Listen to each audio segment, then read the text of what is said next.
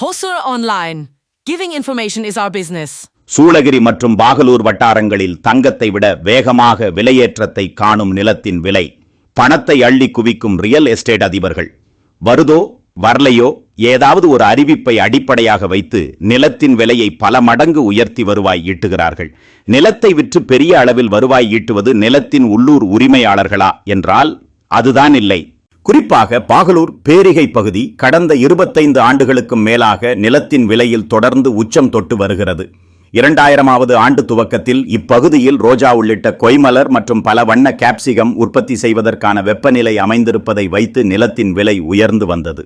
முன்பை காட்டிலும் இப்போது அப்பகுதியில் நிலத்தின் விலை பல மடங்காக விரைவாக உயர்ந்து வருகிறது. இப்பகுதியில் 2300 ஏக்கர் நிலப்பரப்பில் 18,000 கோடி ரூபாய் மதிப்பீட்டில் விமான நிலையம் மற்றும் 500 ஏக்கர் நிலப்பரப்பில் குளோபல் நாலேஜ் காரிடோர் வருகிறது என்கிற செய்தி இத்தகைய ரியல் எஸ்டேட் விலையேற்றத்திற்கு வழிவகை ஏற்படுத்தி வருகிறது.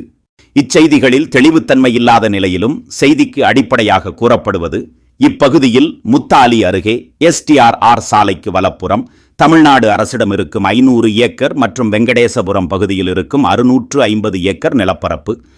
வணக்கம் சார், என் பேர் ஸ்ரீனிவாசன், பெரியமுத்தாரு. இப்போ STR ரோடு பக்கத்தில் ஏர்போர்ட் வருதுன்னு சொல்கிறாங்க.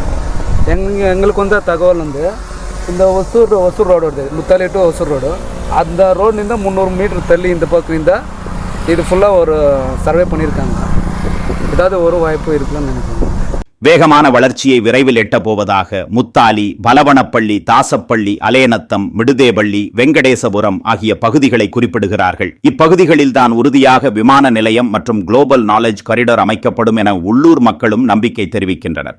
இப்பகுதிகளில் ஏற்கனவே ஏராளமான மலைகளை குடைந்து எடுக்கும் குவாரிகள் எனப்படும் கற்சுரங்கங்கள் செயல்படுகின்றன. உள்ளூர் மக்களுக்கு அரசின் நிலத்தினால் பெரிய அளவிலான பயன்கள் எதுவும் இல்லை. ஆகவே இத்தகைய வளர்ச்சி திட்டங்களை பகுதியில் நடைமுறைப்படுத்தினால் உள்ளூர் மக்களுக்கும் ஓசூர் பகுதிக்கும் பயனுள்ளதாக இருக்கும் என தன்னார்வலர்களும் பொதுமக்களும் கருத்து தெரிவிக்கின்றனர். உடனே ஹோசர் ஆன்லைன் சேனலை சப்ஸ்கிரைப் செய்யுங்கள். பெல் ஐகானை அழுத்துங்கள். ஓசூரின் ஒவ்வொரு முதன்மை தகவலையும் உடனுக்குடன் பெறுங்கள். இந்த காணொளி குறித்த கருத்துக்களை கமெண்ட் பாக்ஸில் பதிவிடுங்கள்.